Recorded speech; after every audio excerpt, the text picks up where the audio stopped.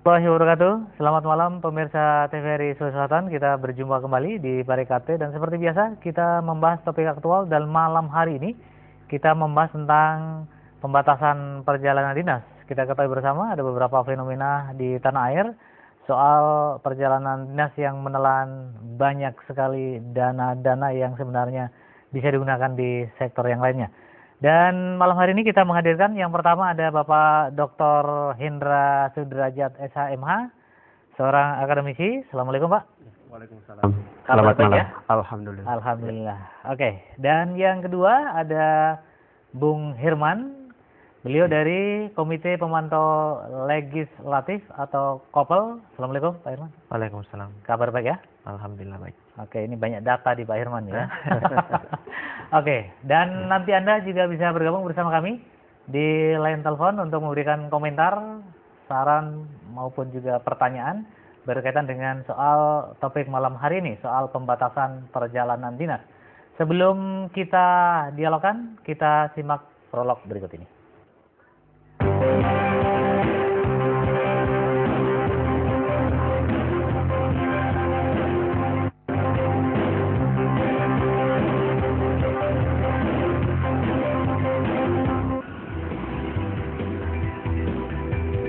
Anggaran perjalanan dinas yang menggunakan dana APBN dan APBD terus mengalami peningkatan dari tahun ke tahun. Untuk tahun 2010, anggaran perjalanan dinas pusat dan daerah mencapai 12,5 triliun. Kemudian tahun 2011 mencapai 18 triliun. Sementara untuk tahun 2012 diperkirakan mencapai 23 triliun. Sebuah angka yang fantastis untuk perjalanan dinas yang belum jelas peranan dan kepentingannya.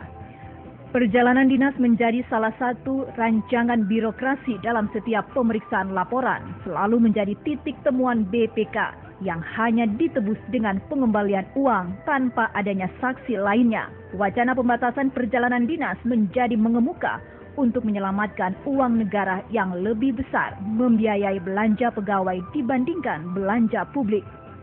Otonomi daerah seharusnya memotong rantai panjang pengambilan keputusan. Desentralisasi kebijakan ternyata masih dipenuhi dengan segala macam konsultasi. Konsultasi ini disambut baik antara pusat dan daerah. Pusat menikmati ketergantungan daerah, sementara daerah menikmati perjalanan dinas. Hal ini terjadi hampir di semua institusi kelembagaan, eksekutif, legislatif, dan yudikatif. Berbicara pembatasan perjalanan dinas, tentu membutuhkan regulasi yang pas dengan melihat hubungan kepentingan antara pusat dan daerah. Sistem pemerintahan yang desentralisasi menjadi nafas, apalagi dengan kecanggihan alat telekomunikasi saat ini yang bisa mempertemukan antara satu dengan lainnya tanpa harus mengeluarkan SPPD.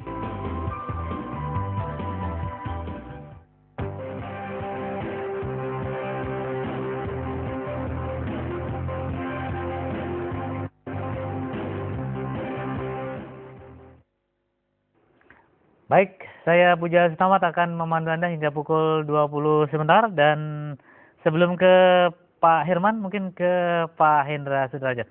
Pak Hendra, apakah memang aturan yang seharusnya bisa diberikan begitu ya, artinya kita bisa gunakan supaya perjalanan dinas itu tidak terlalu menghambur-hamburkan atau memang sengaja untuk melakukan perjalanan dinas untuk meraih keuntungan begitu. Nah, apakah memang itu bisa dibuatkan aturan sehingga dana-dana itu bisa digunakan ke sektor yang lain?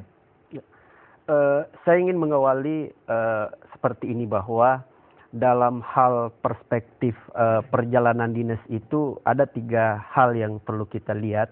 Yang pertama dari aspek regulasi, kemudian dari aspek mekanisme, dan yang ketiga dari aspek efisiensi.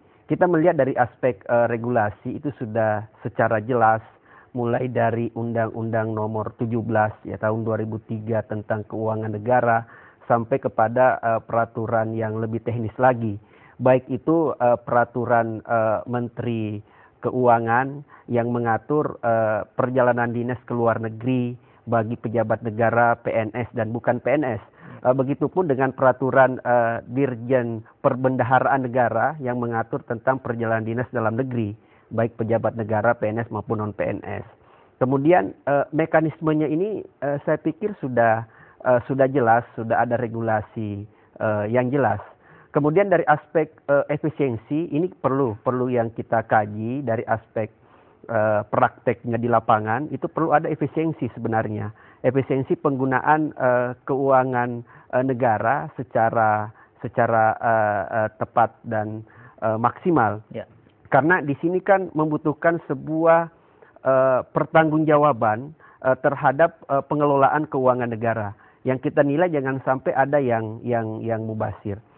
Tadi dikatakan bahwa apakah bisa dialihkan kepada pos anggaran yang lain untuk kepentingan publik, itu bisa saja sepanjang dalam pembahasan baik dari APBD maupun APBN yang merupakan sumber dari yang digunakan untuk perjalanan dinas itu. Itu tergantung dari sebuah political will, khususnya di lembaga legislatif dengan fungsi budgetingnya. Ya, Pak Indra, kan sebenarnya dalam aturan jelas gitu, artinya perjalanan dinas diperbolehkan, tetapi dalam konteks prioritas mana saja yang bisa dilakukan sehingga bisa melakukan penghematan, dan tentu penghematan itu bisa dialihkan ke sektor yang publik yang lain begitu.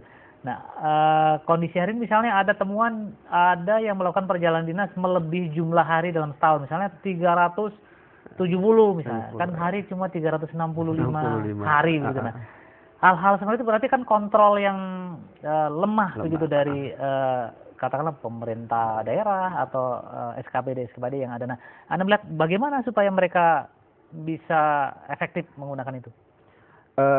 Memang dalam aspek efisiensi itu dibutuhkan sebuah skala prioritas yang sangat penting. Tentu tidak semua kegiatan-kegiatan itu mesti harus dihadiri oleh seorang pejabat negara, baik itu pejabat pemerintah pusat maupun pemerintah daerah. Ada sebuah skala-skala prioritas yang begitu sangat penting. Misalnya yang terkait dengan bersentuhan langsung dengan kepentingan masyarakat, kesejahteraan masyarakat. Dan ada beberapa yang secara faktual sebenarnya tidak begitu penting. Salah satu contoh banyak NGO di Jakarta yang mengundang para pejabat-pejabat kita di daerah untuk mengikuti sebuah workshop atau sebuah pelatihan. Itu sih sebenarnya juga begitu penting, tapi perlu ada sebuah skala-skala prioritasnya. Dan dalam sebuah perjalanan dinas itu mesti harus ada indikator. Bukan hanya serta-merta pada saat pergi tidak dilaporkan. Bukan hanya pelaporan secara keuangan sudah selesai itu semua, tetapi dibutuhkan pelaporan secara publik. Perlu ada akuntabilitas publik. Sejauh mana output yang dihasilkan dalam perjalanan dinas itu. Nah, inilah barangkali yang perlu dirumuskan secara teknis supaya bisa mengukur itu, bahwa mana yang prioritas dan mana yang tidak prioritas untuk dikatakan sebagai sebuah perjalanan dinas. Oke, kita ke Pak Irman. Pak Irman, Kopel punya data di Sulawesi Selatan lah katakanlah. Apakah memang sangat boros gitu dalam perjalanan dinas? Banyak sekali kan model-model studi banding, tetapi studi banding tidak hanya yang bersangkutan tapi membawa istri, keluarga. Itu kan berarti oke, tapi itu bayar sendiri dan lain-lain begitu ya. Nah, apakah amatan dan pantauan komite pemantau bagaimana? Iya. Sebelum masuk ke data-data terkait dengan perjalanan dinas di APBD misalnya, ini fakta. Kopel kan selalu mengadakan kegiatan pelatihan, penguatan kapasitas anggota DPRD yang melibatkan anggota DPRD daerah. Nah, di SOP kita, kalau Anda menggunakan SPPD, maka transport dari daerah ke Makassar misalnya itu tidak digantikan. Tapi kalau pakai tidak digantikan, kalau tidak pakai berarti kita yang harus tanggung. Nah, karena rata-rata teman-teman NGO itu perjalanan at cost. ya, sesuai dengan faktual. Dia bukan lamsam. Dan itu ternyata kalau pakai SPPD itu lebih banyak yang dia dapat. Nah, sehingga rata-rata orang-orang yang kita undang, yang diundang oleh teman-teman NGO seperti yang diungkapkan tadi oleh Pak Hendra, itu rata-rata pejabat menggunakan SPPD. Nah, di Kopel sendiri, Komite Pemantau Legislatif memantau anggota DPRD, kemudian melakukan pelatihan yang pesertanya anggota DPRD, masih ada SPPD yang dibawa, dititip oleh teman-temannya yang ikut di pelatihan. Ini kan sebuah apa ya? Atau niatannya memang Pak Herman, Iya. bahwa SPPD itu untuk mengeruk keuntungan pribadi begitu. Kira-kira Bisa begitu. Tidak ada lagi alasan lain ketika terjadi seperti itu. Jadi ada titipan-titipan SPPD. Ini di lembaga orang tahu bahwa ini adalah konsentrasi melakukan pemantauan di DPRD khususnya. Ya. Tapi masih ada saja anggota DPRD yang menitip SPPD-nya dan tidak hadir di kegiatan. Kemarin, ini kita terbuka saja, DPRD Pinrang, itu ada kebetulan teman yang memfasilitasi forum itu tidak ada yang menghadiri kegiatan anggota DPRD. Ya. Dan padahal hari itu harus ada kegiatannya. Nah, ini yang seperti ini nih, coba kita bayangkan, ini di daerah, apalagi baru satu daerah misalnya, belum lagi seluruh itu baru DPRD, belum SKPD yang lain di eksekutif. Ya. Nah, belum lagi secara nasional, belum lagi di pemerintah pusat. Nah, jadi memang ini harus ada pembatasan seperti itu. Ya, kalau menurut Anda kira-kira berapa persen sih dari APBD memang pos untuk perjalanan dinas SKPD maupun DPRD sendiri? Ya, dari yang perjalanan dinas ini kan melekat di kegiatan. Di belanja langsung, kemudian belanja langsung ada jenis belanja belanja modal, barang dan jasa, dan belanja pegawai. Nah, perjalanan dinas ini ada di belanja pegawai. Di belanja barang dan jasa. Nah, umumnya di setiap kegiatan itu memang didesain sedemikian rupa, direncanakan anggaran ini untuk kemudian bagaimana SKPD ya itu mendapatkan sesuatu dari APBD ini. Jadi sebenarnya perampokan secara ilegal itu ada di situ. Salah satu itemnya adalah perjalanan dinas itu. Nah, kita hitung-hitung saja di misalnya DPRD Sulsel, satu SKPD sekretariat. Perjalanan dinas 2011 kemarin itu 29,9 miliar 2011. Kalau kita rata-ratakan 29,9 di rata-rata bagi 12, itu rata-rata per bulan 2,6 miliar. Kira-kira ya habis tidak itu satu bulan itu 2,6 miliar. Berjalan. Apakah anggota DPRD itu kerjanya jalan terus? Tidak ada rapat. Yang saya khawatirkan seperti yang diungkapkan tadi, ada SPPD fiktif, berada pada dua tempat pada waktu yang bersamaan. Ya. Ada perjalanannya ke Jakarta pada saat yang bersamaan juga. Absennya ada rapat di DPRD paripurna misalnya, seperti itu. Ya, ya. Oke, kalau berarti setiap bulan 2,6 miliar, ya. Berarti perjalanan sampai di ujung dunia mana itu ya? Oke. Pak Indra, konteks legislasi misalnya, kan memang sudah dianggarkan, berarti kan harus dipakai karena sudah ditetapkan sebagai peraturan daerah misalnya.